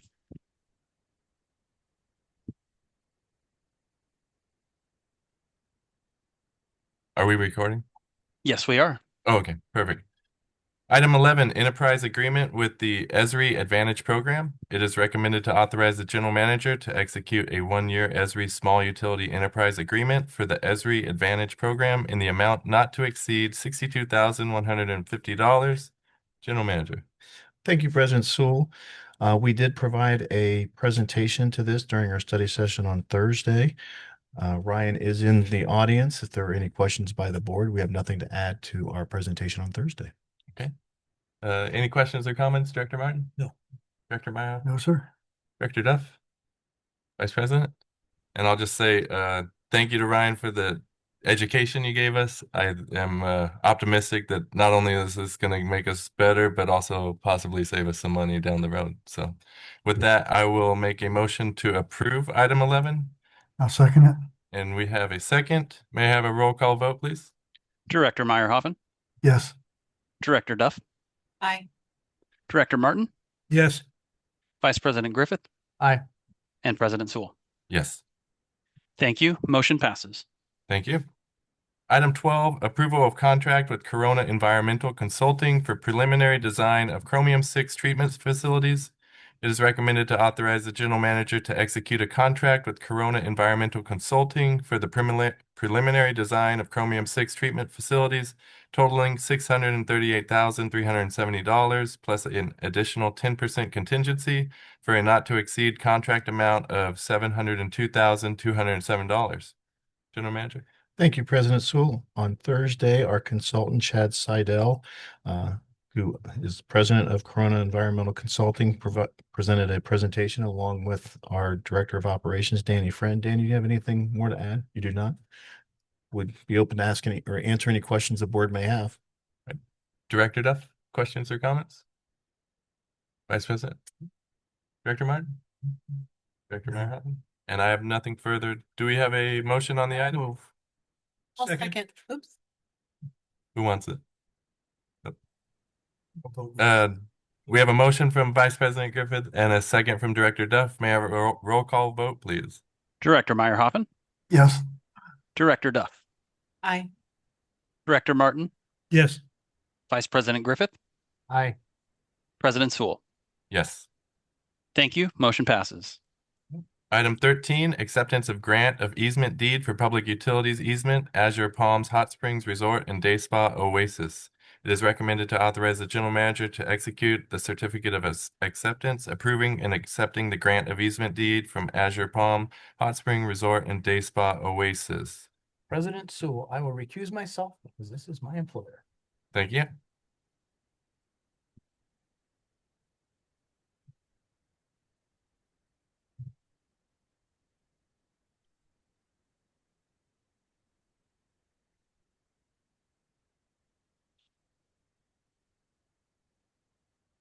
Okay. Did we have anything further today? No, on Thursday, we provided a short presentation regarding this.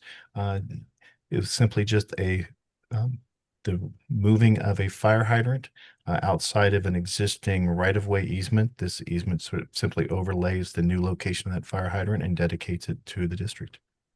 Okay, thank you. Any questions or comments, Director Martin? Nope. Director Meyerhoff? Director Duff?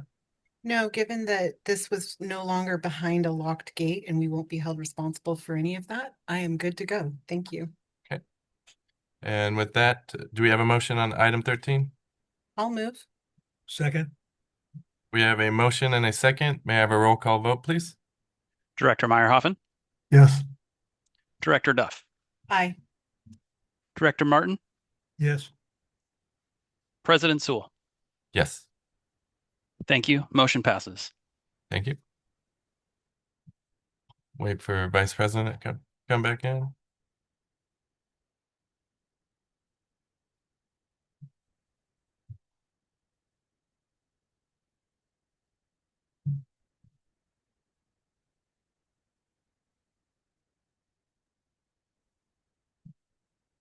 Item 14 is the Association of California Water Agencies Region 9 election, and it is recommended to either concur with the Region 9 nominating committee's recommended slate of officers for the 2026-2027 term, or we can pick individual candidates for the chair, vice chair, and 5 board members. Do we have any comments or preference from the board?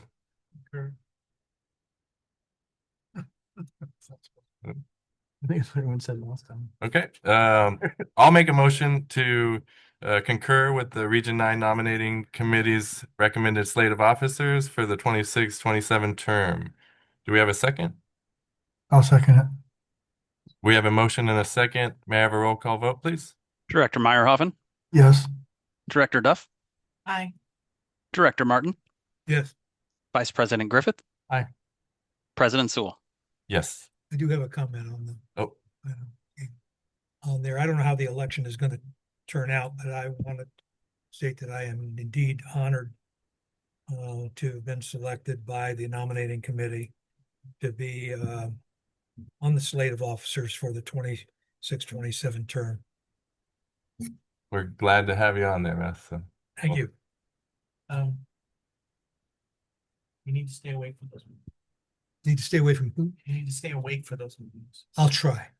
I'll try. We will And now move on to our discussion items. the last item motion did pass. Thank you. Okay, thank you, Will. Sorry about that. Both discussion items 15 and 16, those updates were given on Thursday, and we have nothing to add to either one of those at this time. Okay, and did we have any questions or comments from the board regarding either of those items? No. Nope. Administrative or groundwater protection? We will now move on to the consent agenda, which consists of item 17, the approval of minutes, and item 18, register of demands. Did anyone want to pull one of those items individually? Nope. Nope. With that, I will move consent agenda. I'll second. we have a motion and a second. May I have a roll call vote, please? Yes. Director Meyerhoffen, Director Duff, Aye. Director Martin, Yes. Vice President Griffith, Aye. President Sewell. Yes. Thank you. Motion passes. Thank you. Director's reports. It's always hard getting someone to go first, so I'll go first this month. I have nothing to report. Who would like to go second? Go ahead, Vice President. Yeah, I have a short one too. So I did DWA meeting on July 1st. Steve Johnson's retirement. They did a presentation for that. They did their report on health goals, and they voted to raise compensation for the board to $436.68 per day of service. Also on their 7/14, they discussed can I read my stuff? LAFCO meeting debrief. I can't read the rest, so it was probably written very fast and I didn't think it was very important. So that was it. All right, thank you. Anyone volunteering next? Director Duff? I'll go. All right. So on July 11th, I attended by Zoom, the Aqua Groundwater Sigma Application Subcommittee. These titles get longer and longer. They reviewed the draft of best management practices for managing subsidence as GSAs. They also discussed a mandatory process of the 5-year update for groundwater sustainability plans. They discussed various approaches for GSAs to exercise their Sigma authority. They talked about pumping restrictions, fines, etc., to their customers.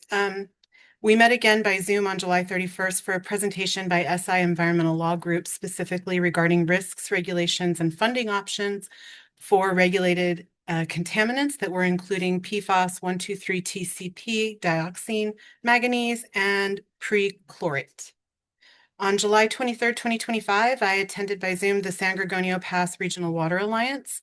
The Pass Agency reported a $70 million a year budget with 40% of its funds unrestricted. Sites will be costing the agency $20 million a year. They feel confident they'll be able to continue with that.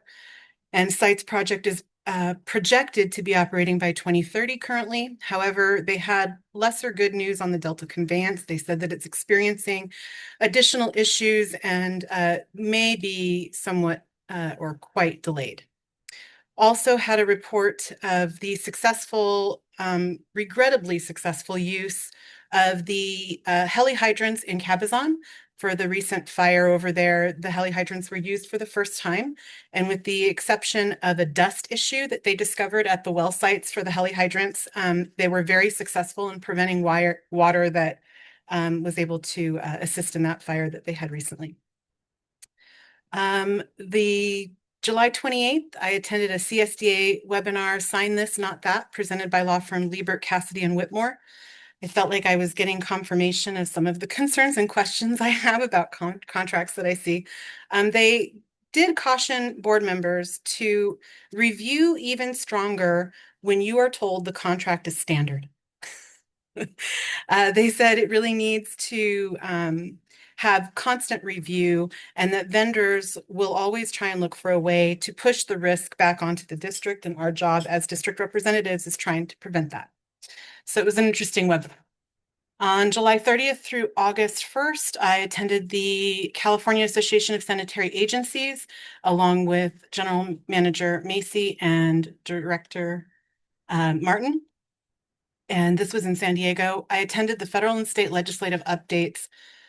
I don't want to get into a whole lot, although I have really long lists of all the Senate bills and everything that's being watched. But basically, there's a lot of confusion still.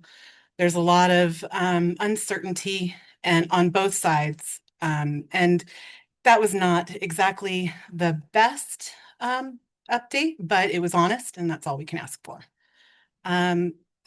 We also had, hold on, I lost my notes there for a second. Okay. So they had a lot of discussion on the aged infrastructure, and without getting support from our state or federal government, maintaining the infrastructure and maintaining our health and safety requirements is becoming harder and harder. And some of that goes to the PFAS liability issues.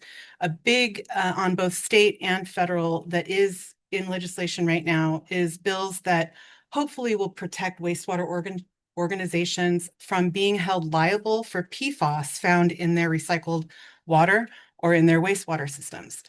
As General Manager Macy had shared with us and confirmed with us last week when we were talking about the water quality report, we don't have PFAS detected in our drinking water, but we're sure that it's in our wastewater, especially since the manufacturers of things like laundry soap end up in our wastewater system.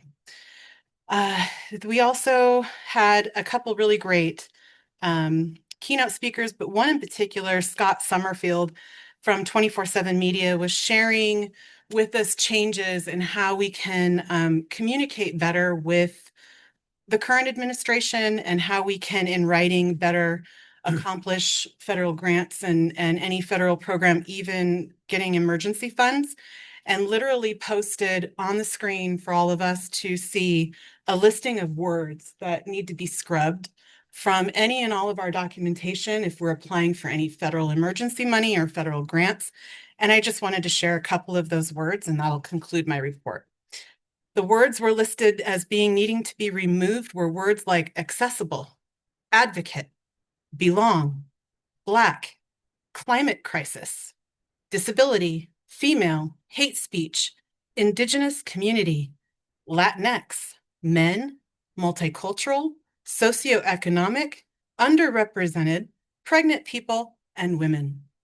All words in which the federal government has decided to flag on our grant applications when describing our district. Thank you.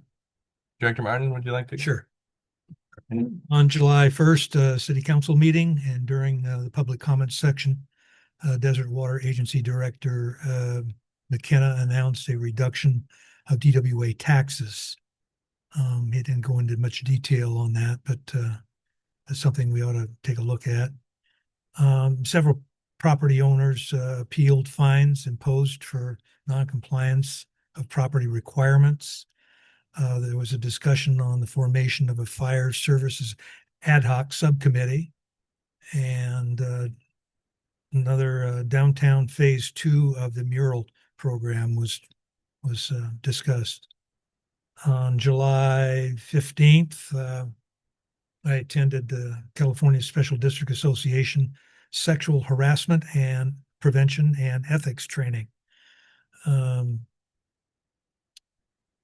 It was a interesting process or an interesting class, particularly the ethics training, since it was far more complex than one would have thought going into it. And they went over a lot of individual cases and things like that, and the dynamics of the political aspects of it. And it was very, very complex presentation. July 30th through August 1st, they went to the CASA conference. There was a discussion on infrastructure project considerations. They had a keynote speaker, Nick Maloney, on his around the world yacht races. He holds 15 world sailing and speed endurance records. These accomplishments were achieved while he was the sole person on the boat on a small sailboat. And it really didn't have that a lot to do with the subject matter of the conference, but it was still very interesting. The question I kept coming up with, why do you want to do that? I'd rather go on a Royal Caribbean cruise ship line myself. But anyway, it was a very interesting presentation. On July 28th, Cabot's board meeting, they went over the budget discussion and revenue strategies and upcoming events. And that concludes my report. Thank you. Director Meyerhoffen? Yes, I was asked by Director Swell President Swell to attend the Desert Water Agency's, Coachella Valley Water District's board meeting on the 8th, where they went over domestic water service sewage. And this was referring to their vacant properties up to an acre. They have a $30 a year increase there. One area was at $23, and they had no public input on their increases. They also went over their CalPERS by paying it up front, that they would save $700,000 by doing it up front, and then they compared what the interest rate would be if they left the money there, and that was the best way for them to go. They also mentioned SB 131, which has to do with CEQA, and most of that is what would refer to the water districts would be concerning building new developments, that type of thing. Then on the 12th, they had a developer wanting a waiver for their sewage system, and there were 4 other developers involved. They suggested they all get together. The waiver didn't pass. They also were talking about their truck replacement, and they decided to go with the smaller trucks and put aluminum toolboxes on the smaller trucks to cut down on the weight, and they saved themselves some money there. And on the 31st, sexual harassment prevention training. And I guess it's okay to call one of our employees Yo-Yo. I won't get in trouble for that. All right. So yeah, that's really was the type of thing that was about.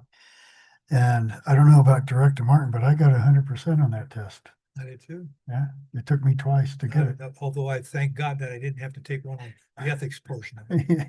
Yeah, ethics, that would have been more difficult. I'll give my report on the ethics because I took it the next day and it was a new month. So you'll hear about that later. And that's about it. Thank you. Thank you. Item 20, nope. Item 20, General Manager's Report. We have the Finance Report, Public Affairs, and Industrial Pretreatment.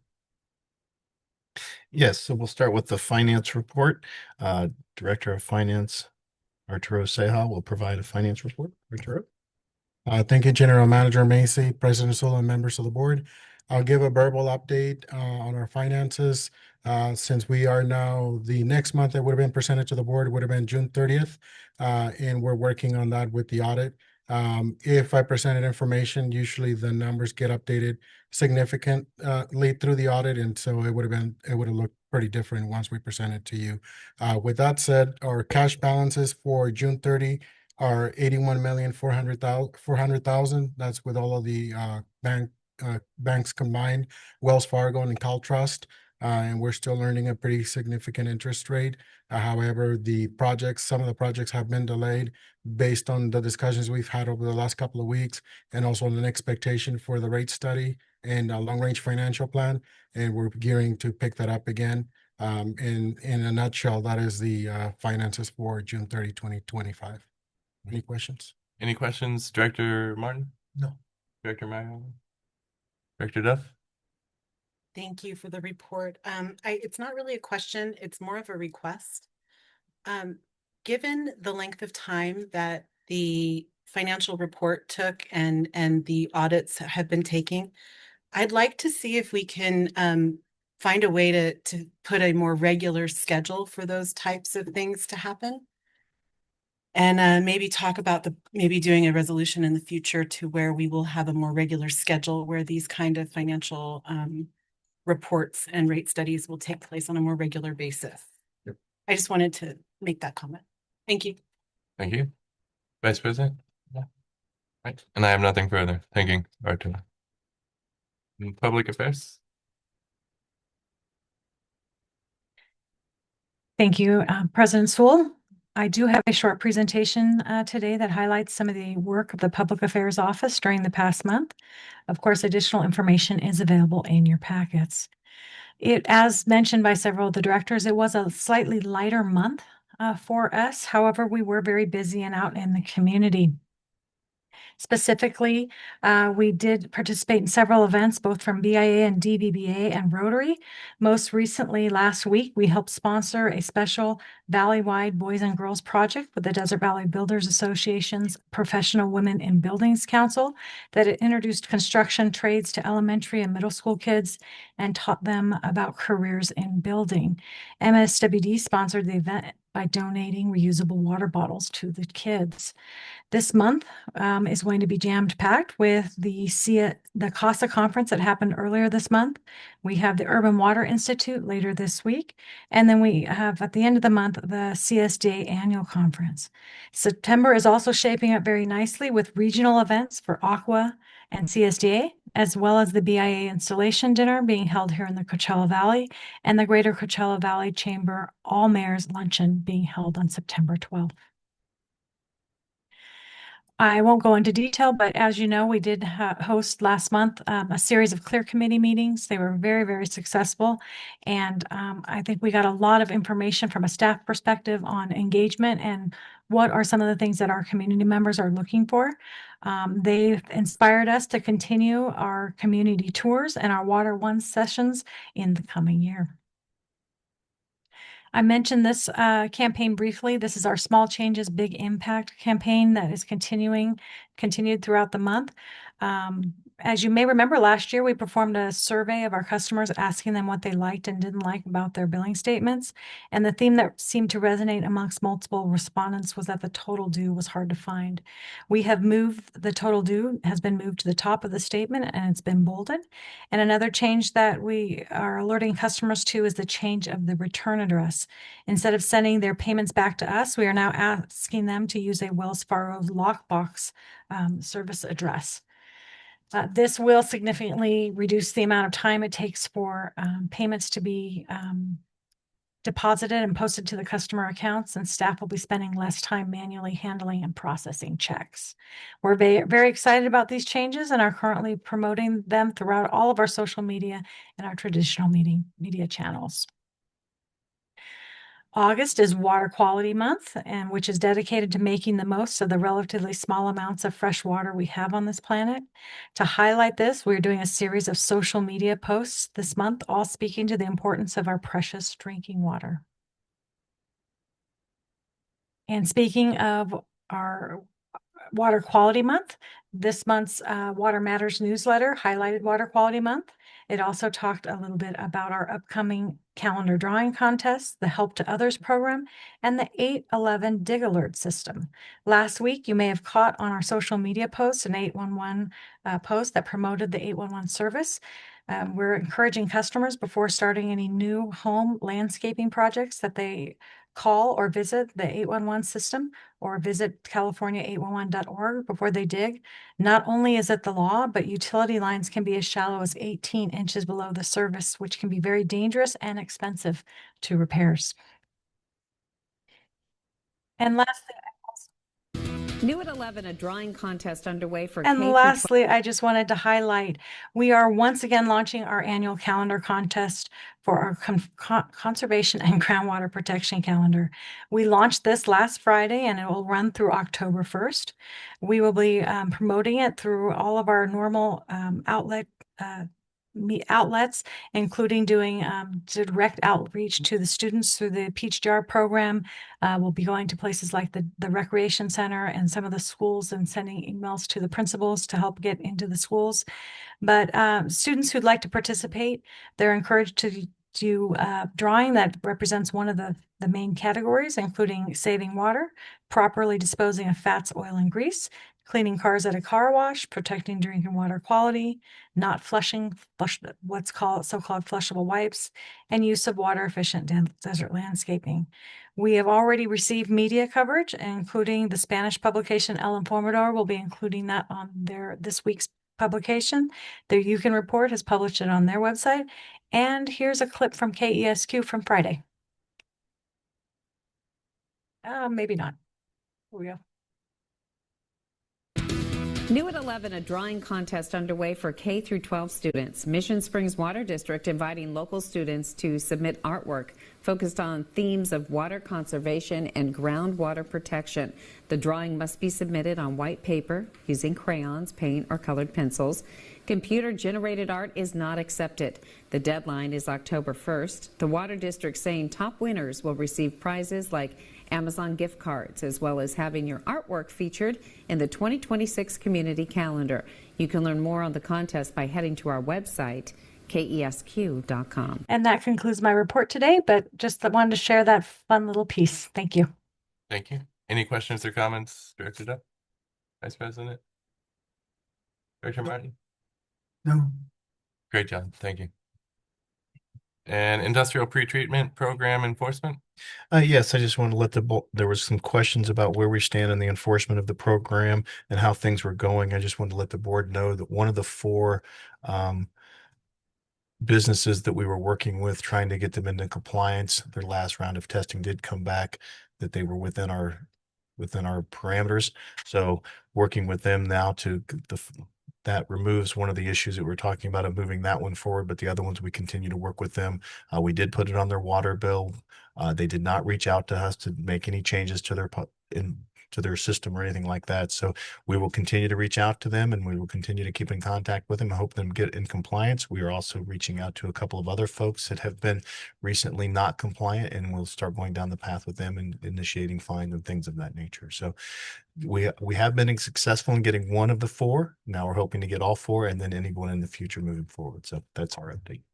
Thank you. Any questions or comments on the pretreatment? No? Okay, thank you. Item 21, District Council comments.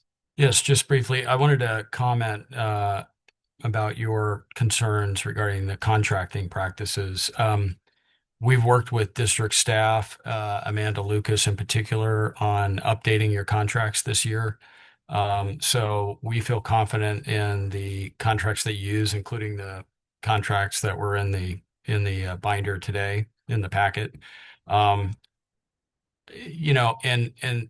The concept that a standard contract is like a red flag, I 100% disagree with that. if we were just going to recreate a new contract every time we were dealing with a vendor, that would be a poor practice to engage in. So we have contracts that have withstood the test of time. We look at what other agencies are doing. We're always looking to upgrade them, make them better, make them stronger. And it's very rare that the district makes exceptions for vendors. There may be unique circumstances where they do it, but it's very, very rare. So just wanted to let you know that that is something that we take pretty serious. Great, thank you. And we will have a closed session today. We'll have a closed session. It'll be a conference with legal counsel regarding potential initiation of litigation, and it involves one potential case. Okay. And item 22, director comments and requests for future agenda items. Director Martin? Yeah, I was very impressed with the clear committee, their comments and stuff like that, and hats off for staff for working with them, and really a great group of people, and that's all I have. Thank you. Director Mayotte? Nothing, thank you. Director Duff? Just one thing. I had mentioned it briefly to our finance director, and I had discussed it briefly with the Assistant General Manager Champion. I would like to see us move forward with some sort of a resolution by the board that would instruct that instead of waiting until after the 5-year period of a rate increase concludes, that every 3 years or whatever the staff determines to be the appropriate time, but every 3 years that process has to be restarted. We can't wait for the 5-year period to end and start again, and then be 5 years into it again and be behind again. So I just wanted to put out there that I'd like to see some sort of board resolution created that we can all agree on, that would give instruction to future boards and to future staff that it's just part of our policy, that it's done on a regular basis. Thank you. Thank you. Do you think that's something that would be appropriate for a workshop, at least to discuss, and then maybe it's an action item at an upcoming? Yes. Workshop would be the best place to have we could have an open discussion in any of our meetings, of course, but the workshop is usually the ones a little bit more informal. We can get into some of the more details that way. So yes, starting there would be the right place. Vice President? And I just have one, and that is, hopefully I'm remembering right, blood drive this Wednesday here at the district from 7 to noon. And I think there's quite a few spots still available if you'd like to come down and donate some blood. And with that, I know you read the item. Do you need to read it again before we go? No. Okay. So item 23, we will be headed into closed session now. All right, we reconvene from closed session. Counselor, can you report out? Yes, the board met in closed session, conference with legal counsel regarding potential initiation of litigation. There was no reportable action taken. All right, thank you. And with that, the meeting is adjourned. What do you say?